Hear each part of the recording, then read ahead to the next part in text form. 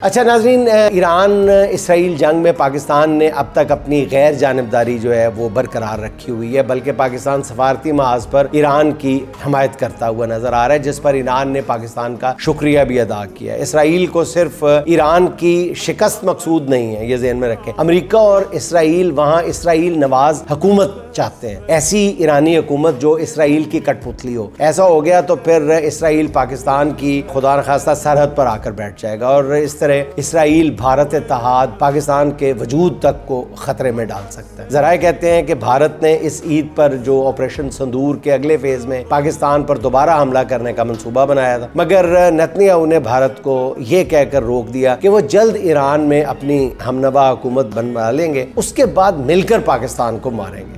जैसे ये मतलब पाकिस्तान ना हो गया जैसे कोई गांव में रहने वाला प्राइमरी क्लास का बच्चा हो गया कि इसको स्कूल से निकल लेने तो मारो, तो अड्डी ऐसी तैसी पहले वेख नहीं लिया मार के की कर लिया जाए।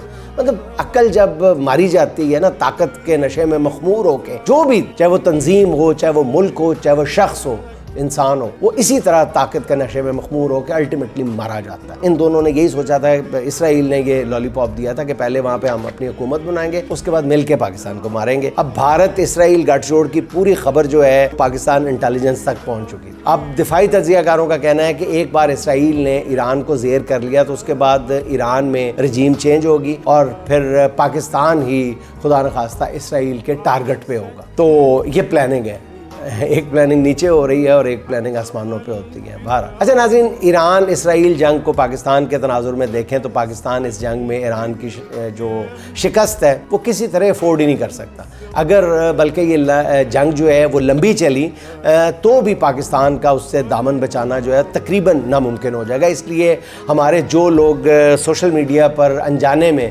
ईरान के ख़िलाफ़ महाज खोले हुए हैं उनको होश के नाखुन लेने चाहिए। इससे ज़्यादा मैं फ़िलहाल कुछ नहीं कह सकता।